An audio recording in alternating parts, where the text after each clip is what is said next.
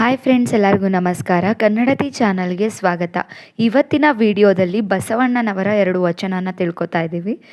ತುಂಬ ರಿಲಿವೆಂಟ್ ಆಗಿರುವಂತಹ ವಚನ. ನಮ್ಮೆಲ್ಲರಿಗೂ ಗೊತ್ತಿರೋಂಗೆ 12th ಸೆಂಚುರಿಯಲ್ಲೇ ತುಂಬ ರ್ಯಾಡಿಕಲ್ ಆಗಿ ತುಂಬ ಸೊಸೈಟಿಯಲ್ಲಿ ಚೇಂಜಸ್ ತರುವಂತಹ ಚಿಂತನೆಗಳನ್ನು ಮಾಡಿದ್ದು ಬಸವಣ್ಣವರು. ಈ ಎರಡು ವಚನಗಳು, ಬಟ್ ಇದು ತುಂಬ ಅರ್ಥಪೂರ್ಣವಾಗಿದೆ ಮತ್ತು ಯಾವಾಗಲೂ ಸತ್ಯವನ್ನು ಹೊತ್ತು ನಿಂತಿರುವಂತಹ ವಚನಗಳಾಗಿದೆ. ಮೊದಲನೇ ವಚನ: ಮರ್ತ್ಯ ಲೋಕವೆಂಬುದು ಕರ್ತಾರನ ಕಮ್ಮಟವಯ್ಯ, ಇಲ್ಲಿ ಸಲ್ಲುವವರು ಅಲ್ಲೂ ಸಲ್ಲುವರಯ್ಯ. ಮರ್ತ್ಯ ಲೋಕವೆಂಬುದು ಕರ್ತಾರನ ಕಮ್ಮಟವಯ್ಯ, ಇಲ್ಲಿ ಸಲ್ಲುವವರು ಅಲ್ಲೂ ಸಲ್ಲುವರಯ್ಯ. ಇಲ್ಲಿ ಸಲ್ಲದವರು ಅಲ್ಲಿಯೂ ಸಲ್ಲರಯ್ಯ. ಇಲ್ಲಿ ಸಲ್ಲದವರು ಅಲ್ಲಿಯೂ ಸಲ್ಲರಯ್ಯ. ಕೂಡಲ ಸಂಗಮ ದೇವ. ಎಷ್ಟು ಚೆನ್ನಾಗಿದೆ ಅಲ್ಲ? ಮತ್ತೊಮ್ಮೆ ಓದೋಣ. ಮರ್ತ್ಯ ಲೋಕವೆಂಬುದು ಕರ್ತಾರನ ಕಮ್ಮಟವಯ್ಯ, ಇಲ್ಲಿ ಸಲ್ಲುವವರು ಅಲ್ಲೂ ಸಲ್ಲುವರಯ್ಯ. ಇಲ್ಲಿ ಸಲ್ಲದವರು ಅಲ್ಲಿಯೂ ಸಲ್ಲರಯ್ಯ. ಕೂಡಲ ಸಂಗಮ ದೇವ, ಕೂಡಲ ಸಂಗಮ ದೇವ. ಇದು ಮೊದಲನೇ ವಚನ ಆಗಿದೆ. ಓದಿದ್ರೇ ಅರ್ಥವಾಗುವಂತಹ ವಚನ. ಇದು ತುಂಬಾ ಸಿಂಪಲ್ ಆಗಿದೆ. ಇದ್ರ ಪದಗಳ ಅರ್ಥಗಳನ್ನು ನೋಡೋದಾದರೆ, ಮರ್ತ್ಯ ಲೋಕವೆಂಬುದು ಕರ್ತಾರನ ಕಮ್ಮಟವಯ್ಯ. ಮರ್ತ್ಯ ಲೋಕ ಅಂದರೆ ಈ ಮನುಷ್ಯರು ವಾಸಿಸುವಂತಹ ಭೂಮಿ ಅಂತ ಹೇಳಿ. ಕರ್ತಾರನ ಕಮ್ಮಟವಯ್ಯ ಅಂದರೆ, ಕರ್ತಾರ ಅಂದರೆ ಒಂದು ಪರೀಕ್ಷಾ ಸ್ಥಳ ಅಂತೇಳಿ. ಕರ್ತಾರನ ಕಮ್ಮಟವಯ್ಯ, ನಿಜ ಭಕ್ತರು ಯಾರು, ಅಥವಾ ನಿಜವಾಗ್ಲೂ ಶ್ರಮಿಸಿ ದುಡಿಯುವಂಥವ್ರು ಯಾರು, ನಿಜವಾದ ಮನುಷ್ಯರು ಯಾರು ಅಂತಹ ಒಂದು ಪರೀಕ್ಷಾ ಸ್ಥಳ. ಕಮ್ಮಟ ಅಂದರೆ ಒಂದು ಪರೀಕ್ಷಾ ಸ್ಥಳ. ಕರ್ತಾರನ ಕಮ್ಮಟವಯ್ಯ ಅಂತ ಹೇಳಿದ್ದಾರೆ. ಇದರ ಅರ್ಥ ಏನು ಅರ್ಥ ಮಾಡ್ಕೋಬೋದು ಅಂದರೆ, 12ನೇ ಶತಮಾನದಲ್ಲಿ ಜೈನ, ಬುದ್ಧ ಎಲ್ಲ ಧರ್ಮದವರು ಏನು ನಂಬಿದ್ರು ಅಂದರೆ, ಭೂಮಿ ಅಲ್ಲದಲ್ಲೇ ಬೇರಿನ್ನೇನೋ ಲೋಕ ಇದೆ. ಆ ಶತಮಾನದಲ್ಲೇನು, ಈ ಶತಮಾನದಲ್ಲೂ ಕೂಡ ನಾವು ನಂಬ್ತೀವಿ. ಏನು, ಇವಾಗ ಇಲ್ಲಿ ಭೂಮಿ ಮೇಲೆ ಒಳ್ಳೆ ಕೆಲಸ ಮಾಡಿದ್ರೆ ನೆಕ್ಸ್ಟ್ ಸ್ವರ್ಗಕ್ಕೆ ಹೋಗ್ತೀವಿ, ಇಲ್ಲೇನಾದ್ರು ಕೆಟ್ಟ ಕೆಲಸಗಳನ್ನು ಮಾಡಿದ್ರೆ ನರ್ಕಕ್ಕೆ ಹೋಗ್ತೀವಿ, ಹಂಗಾಗಿ ನಾವು ಒಳ್ಳೆ ಕೆಲಸ ಮಾಡಬೇಕು ಅಂತ ನಂಬ್ತಿದ್ವು. ಬಟ್ 12ನೇ ಶತಮಾನದಲ್ಲೇ ವಚನಕಾರರು ಪ್ರಾಕ್ಟಿಕಲಾಗಿ ಥಿಂಕ್ ಮಾಡಿದ್ದಾರೆ.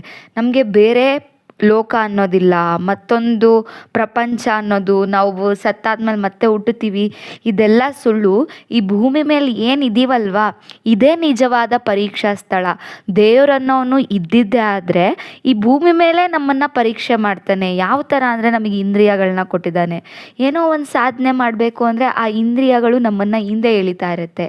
ಅಥವಾ ಏನೋ ಒಂದು ಕಷ್ಟ ಕೊಡ್ತಾನೆ, ಆವಾಗ ಅದನ್ನು ಹೆಂಗೆ ಎದುರಿಸ್ತೀವಿ ಅನ್ನೋದು ನಮ್ಮ ಮನೋಸ್ಥೈರ್ಯವನ್ನು ಚೆಕ್ ಮಾಡ್ತಾನೆ. ಈ ಥರ ಹಲವಾರು ಥರ ದೇವರು ಭೂಮಿ ಮೇಲೆ ನಮ್ಮನ್ನು ಪರೀಕ್ಷಿಸ್ತಿರ್ತಾರೆ. ಈ ಭೂಮಿಯಲ್ಲಿ ನಾವು ಗೆದ್ದಿದ್ದೇ ಆದರೆ ಬೇರೆ ಲೋಕದಲ್ಲೂ ಕೂಡ ಗೆಲ್ತೀವಿ ಅಂತ. ಅದನ್ನೇ ಅವ್ರು ಮುಂದಿನ ಸಾಲಲ್ಲಿ ಹೇಳಿದ್ದಾರೆ, ಇಲ್ಲಿ ಸಲ್ಲುವವರು ಅಲ್ಲೂ ಸಲ್ಲುವರಯ್ಯ.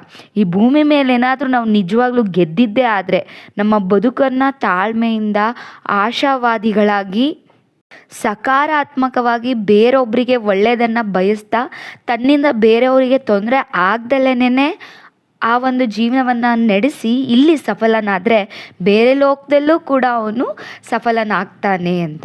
ಇಲ್ಲಿ ಸಲ್ಲದವರು ಎಲ್ಲಿಯೂ ಸಲ್ಲರಯ್ಯ. ಇಲ್ಲಿ ಏನು ಹೇಳ್ತಿದ್ದಾರೆ, ನಿಜವಾಗ್ಲೂ ಇವರು ಸ್ವರ್ಗ ನರಕ ಇದೆ ಅನ್ನೋದನ್ನು ನಂಬ್ತಿಲ್ಲ. ಇನ್ ಕೇಸ್ ಇದ್ದರೂ ಕೂಡ ಭೂಮಿ ಮೇಲೆ ಅವನು ಸಕ್ಸಸ್ ಆಗಿದ್ದೇ ಆದರೆ, ತನ್ನನ್ನು ಹಿಂದೆ ಎಳೆಯುವಂತಹ ಕಾಮ, ಕ್ರೋಧ, ಮದ, ಮತ್ಸರಗಳನ್ನೆಲ್ಲ ಗೆದ್ದು ಅವನು ನಿಂತರೆ ಬೇರೆ ಲೋಕದಲ್ಲೂ ಗೆಲ್ತಾನೆ. ಇಲ್ಲಿ ಸಲ್ಲದವರು ಅಲ್ಲಿಯೂ ಸಲ್ಲರಯ್ಯ. ಈ ಭೂಮಿಯಲ್ಲಿ ಕೊಟ್ಟಿರುವಂತಹ ಟಾಸ್ಕ್, ದೇವರು ಭೂಮಿ ಮೇಲೆ ಬದುಕನ್ನು ನಡೆಸಿ ಅಂತ ಹೇಳಿ ಲೋಡ್ಸ್ ಆಫ್ ಚಾಲೆಂಜಸ್ನ, ಹಲವಾರು ಕಷ್ಟಗಳನ್ನು, ದುಃಖಗಳನ್ನು, ಸುಖಗಳನ್ನು ಎಲ್ಲ ಕೂಡಿಸಿ ಮನುಷ್ಯನಿಗಾಗಿ ಕೊಟ್ಟಿದ್ದಾನೆ. ಇಲ್ಲಿ ಅವನೇನಾದ್ರು ಅದನ್ನು ಬ್ಯಾಲೆನ್ಸ್ ಮಾಡೋದಕ್ಕೆ, ಹ್ಯಾಂಡಲ್ ಮಾಡೋದಕ್ಕೆ ಈ ಬದುಕಲ್ಲಿ ಸೋತ್ಬಿಟ್ರೆ ಬೇರೆ ಲೋಕದಲ್ಲೂ ಅವನು ಸೋಲ್ತಾನೆ. ಇಲ್ಲಿ ಸಲ್ಲಿಲ್ಲ ಅಂದರೆ ಅಲ್ಲೂ ಸಲ್ಲೋದಿಲ್ಲ. ಕೂಡಲ ಸಂಗಮ ದೇವ ಅಂತ ಹೇಳ್ತಿದ್ದಾರೆ. ಇರೋದು 3 ಸಾಲು, ಆದರೆ ಎಷ್ಟು ಅರ್ಥಪೂರ್ಣವಾಗಿದೆ ಅಲ್ವಾ? ಎಲ್ಲ ವಯಸ್ಸಿನವರೆಗೂ ಅನ್ವಯ ಆಗುವಂಥದ್ದು. ನಾವು ಜೀವನದಲ್ಲಿ ಏನೇ ಕಷ್ಟ ಬಂದ್ರೂ ಗಿವ್ ಅಪ್ ಮಾಡಬಾರ್ದು. ಅದರಲ್ಲೂ ಎಷ್ಟೋ ಜನ ಸೂಸೈಡು, ಪ್ರಾಣಹರಣ ಈ ಥರ ಎಲ್ಲ ಮಾಡ್ಕೋತಿರ್ತಾರೆ.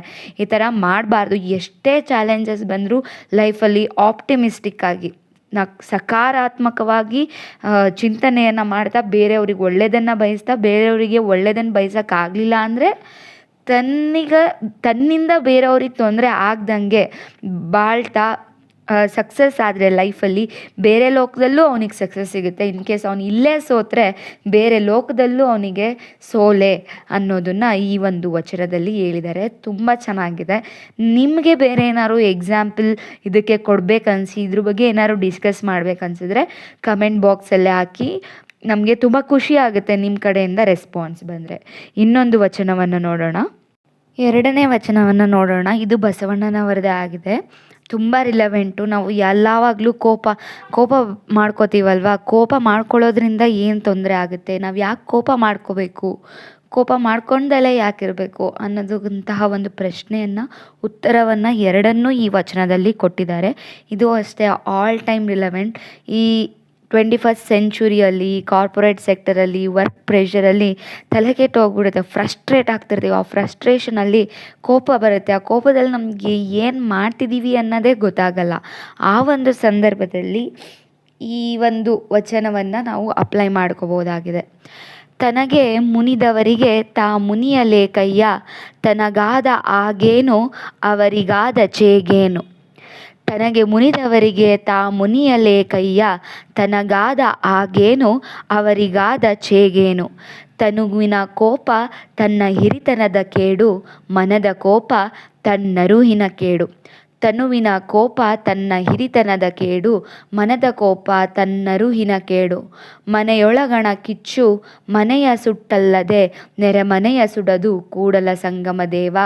ಮನೆಯೊಳಗಣ ಕಿಚ್ಚು ಮನೆಯ ಸುಟ್ಟಲ್ಲದೆ, ನೆರೆಮನೆಯ ಸುಡದು ಕೂಡಲ ಸಂಗಮ ದೇವ. ತುಂಬ ಈಸಿಯಾಗಿದೆ. ಇದನ್ನು ಕೇಳಿಸ್ಕೊಂಡೋಗ್ಲೇ ಅರ್ಥ ಆಗುತ್ತೆ. ಸ್ಟಿಲ್ ಇನ್ನೊಂದು ಸರಿ ಅರ್ಥನ ನೋಡೋಣ ಬನ್ನಿ. ತನಗೆ ಮುನಿದವರಿಗೆ ತಾ ಮುನಿಯಲೇಕಯ್ಯ. ನಮ್ಮ ಮೇಲೆ ಯಾರೋ ಕೋಪ ಮಾಡ್ಕೋತಿದ್ದಾರೆ ಅಂದರೆ ನಾವ್ಯಾಕೆ ಅವ್ರ ಮೇಲೆ ರಿಟರ್ನಾಗಿ ಕೋಪ ಮಾಡ್ಕೋಬೇಕು. ತನಗಾದ ಆಗೇನು, ಅವ್ರು ನಮ್ಮ ಮೇಲೆ ಕೋಪ ಮಾಡ್ಕೊಳ್ಳೋದ್ರಿಂದ ಅಥವಾ ಅವ್ರು ಕೋಪ ಮಾಡ್ಕೊತಿದ್ದಾರೆ ಅಂತ ಅವ್ರ ಮೇಲೆ ನಾವು ಕೋಪ ಮಾಡ್ಕೊಳ್ಳೋದ್ರಿಂದ ಆಗುವಂಥ ಲಾಭ ಆದರೂ ಏನು? ತನಗಾದ ಆಗೇನು ಅಂದರೆ ಕೋಪ ಮಾಡ್ಕೊಳೋದ್ರಿಂದ ಆಗೋ ಲಾಭ ಏನು? ಅವರಿಗಾದ ಚೇಗೇನು, ಅಥವಾ ಏನಾದರೂ ನಷ್ಟ ಇದೆಯಾ?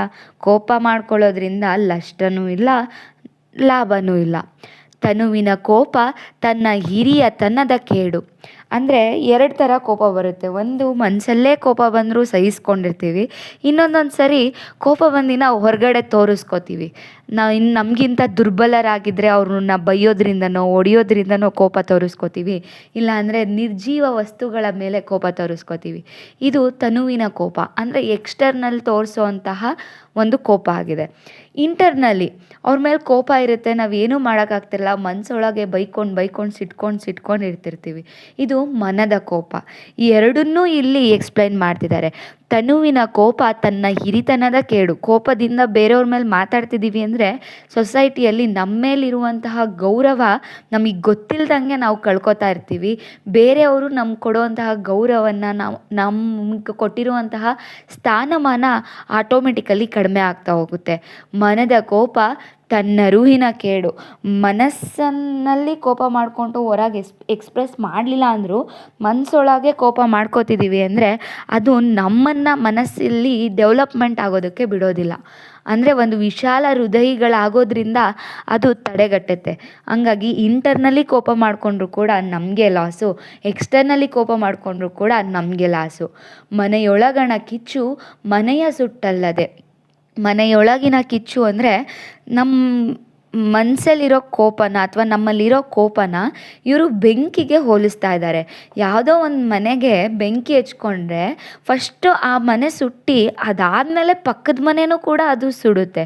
ಅದೇ ರೀತಿ ಮನುಷ್ಯ ಕೋಪ ಮಾಡ್ಕೊಳ್ಳೋದ್ರಿಂದ ಫಸ್ಟು ಅವನು ಕೊಂದ್ಕೋತಾನೆ, ಅಥವಾ ಅವನ ಗೌರವವನ್ನು ಅವನು ಕಳ್ಕೊತಾನೆ, ಅವನ ನೆಮ್ಮದಿಯನ್ನು ಕಳ್ಕೊತಾನೆ.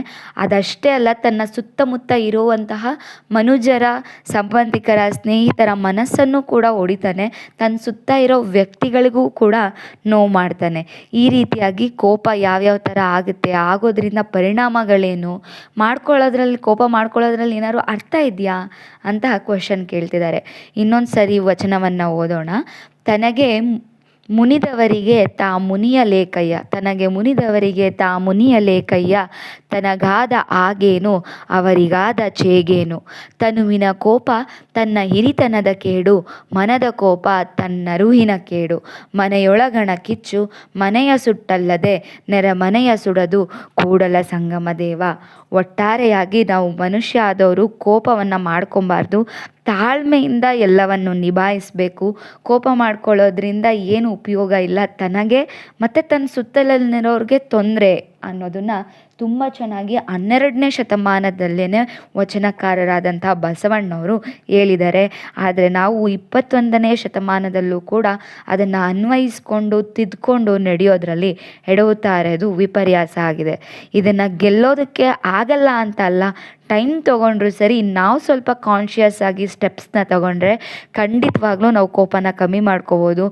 ಅದು ಗ್ರ್ಯಾಜುಯಲಿ ಕಮ್ಮಿ ಆಗ್ತಾ ಹೋಗುತ್ತೆ.